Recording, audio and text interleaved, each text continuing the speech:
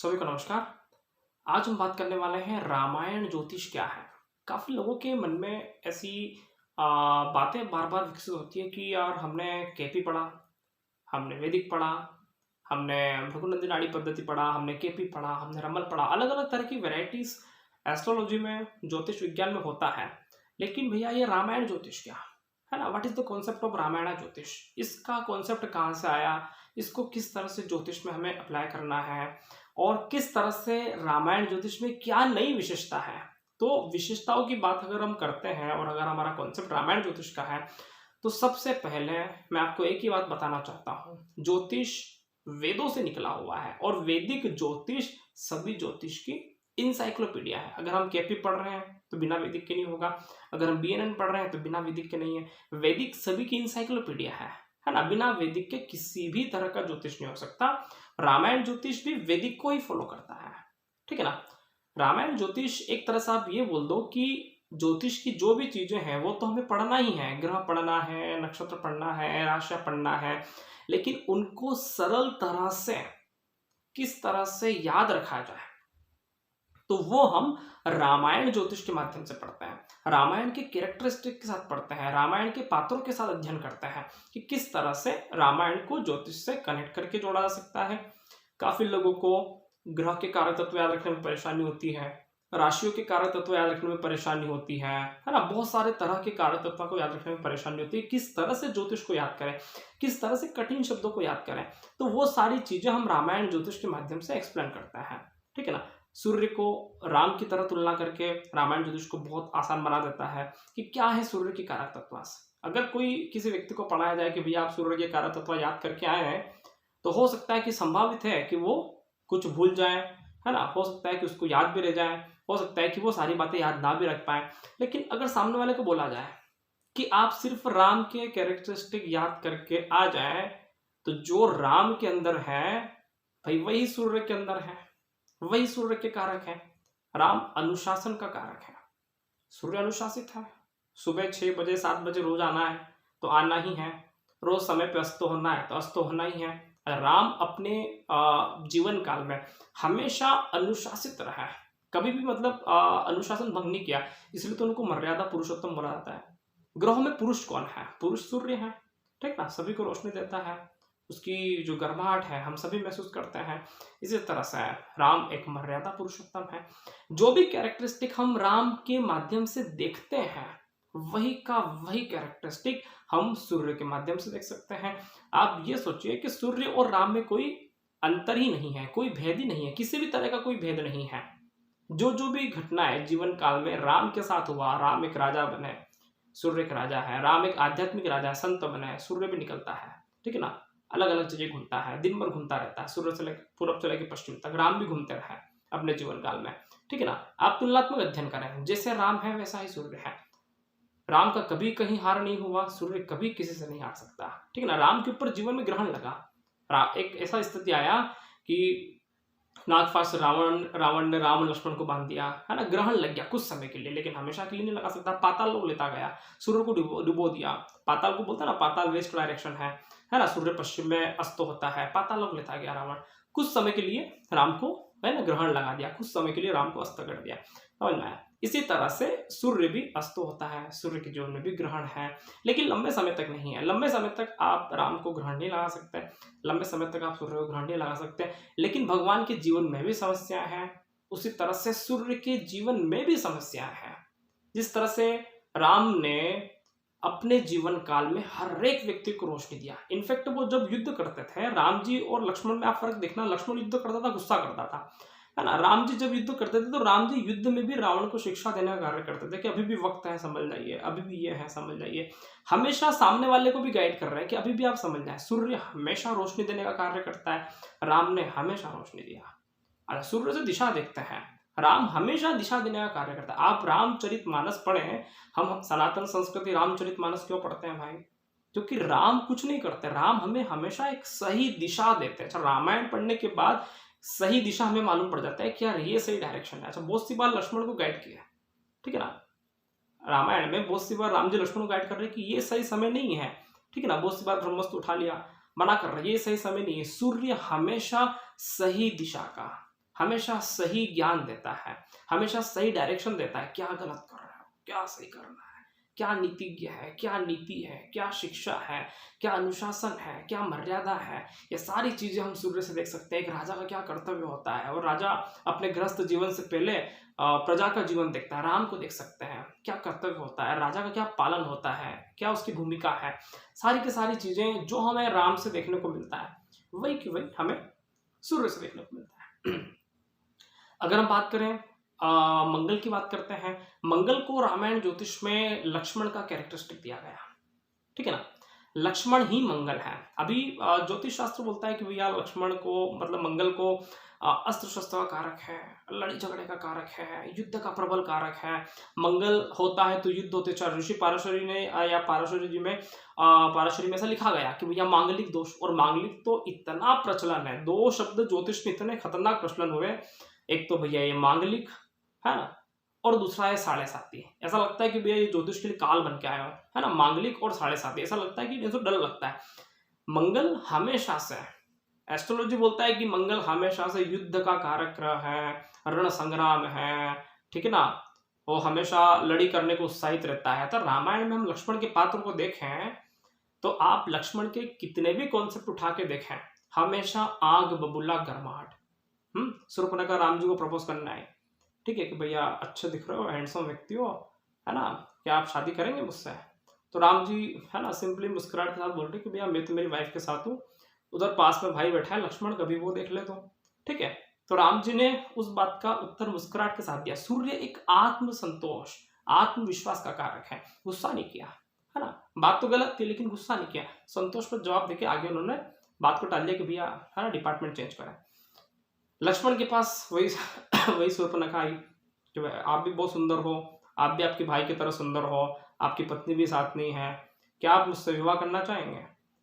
तो लक्ष्मण ने शब्दों से ही जवाब नहीं दिया, है ना, बोलते ना बुध और मंगल की भैया दुश्मनी है, बोलता नहीं है, शब्दों से जवाब नहीं दिया, हाथ में शस्त्र था, सीधा नाक काट दिया।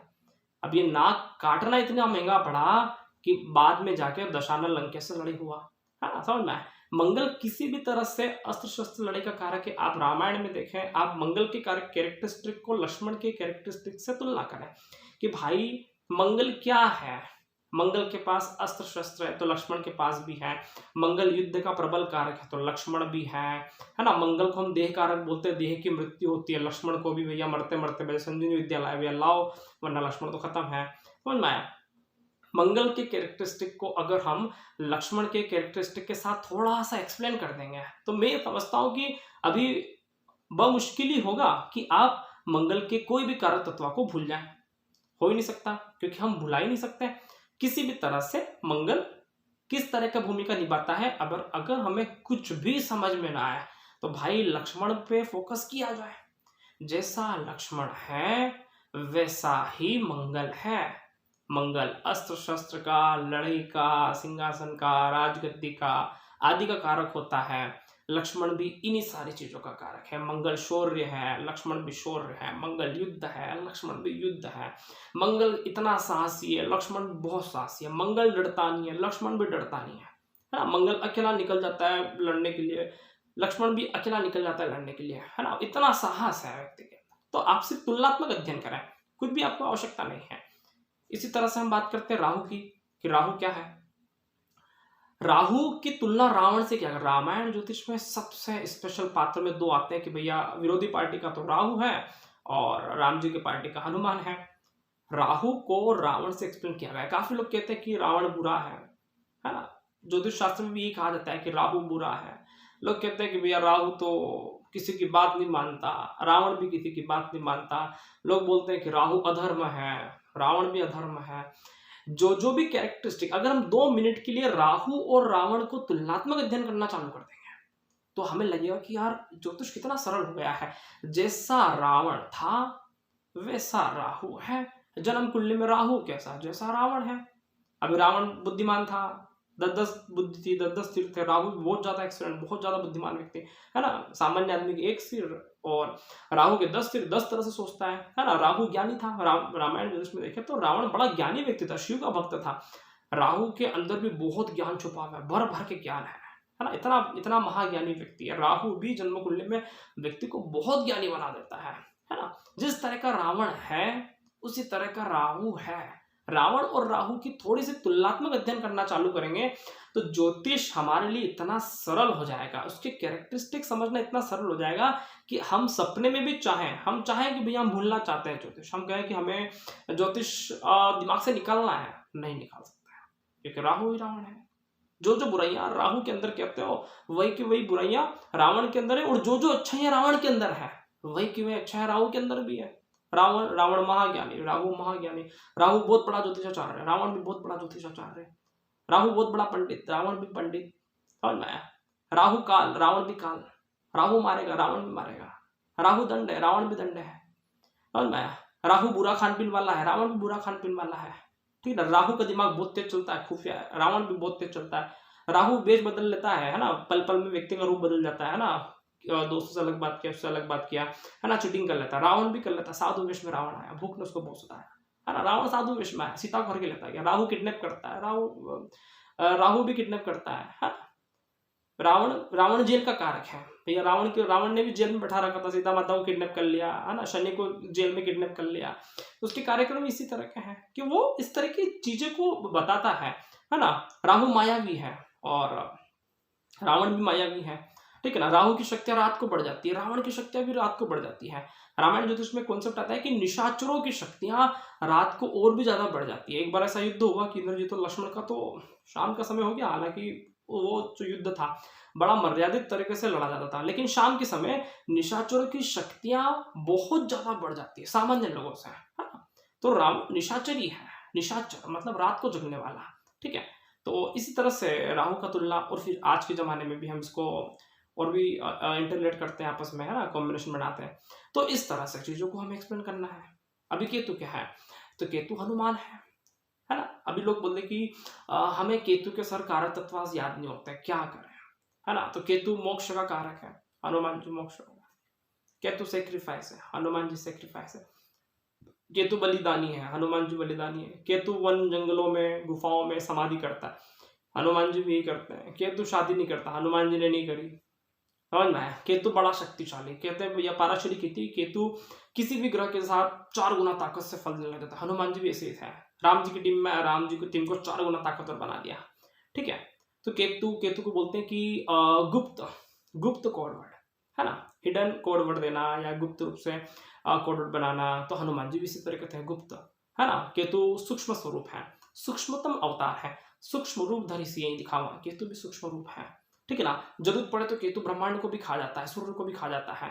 तो हनुमान जी विकट सूक्ष्म रूप धरी सिंह दिखावा, विकट रूप धरी लंका जलावा, भीम रूप धरी असुर सहारे। बड़ा रूप कर लेते हैं, छोटा रूप कर लेते हैं, सूक्ष्म रूप कर लेते हैं। तो हमें कैरेक्टरिस्टिक इतनी आसानी से याद हो जाते हैं कि भाई आप क्या कर रहे हो। ये सिर्फ ना ग्रहों के, राशियों के, नक्षत्रों के, आपको हर तरह के कैरेक्टरिस्टिक इतने अच्छी तरह से याद हो जाएंगे।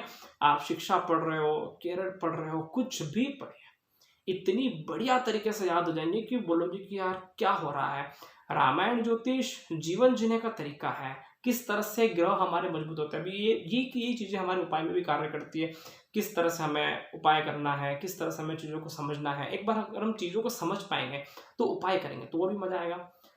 रामायण ज्योतिष सनातन संस्कृति पे इतना गहरा शोध प्रकट करता है। अभी ये तो एक छोटा सा वीडियो है, थोड़ा सा हमारे पास टाइम की कमी रहता है, शॉर्ट में सारी बातों को समझाना है, ठीक है। लेकिन रामायण ज्योतिष का आप कोर्स करते हैं, इतना महत्वपूर्ण टॉपिक आपको देखने को मिलेगा। और 100 दिन 4 महीने 110 दिन 20 दिन जितने दिन क्लास होती है, आपको हर क्लास में रामायण ज्योतिष के माध्यम से एक ज्योतिष का एक थीम बन जाता है ना। एक थीम होता है ना कि भैया यहाँ पे खाना बन रहा है तो थीम राजस्थानी है, राजस्थानी स्टाइल में खाना आएगा।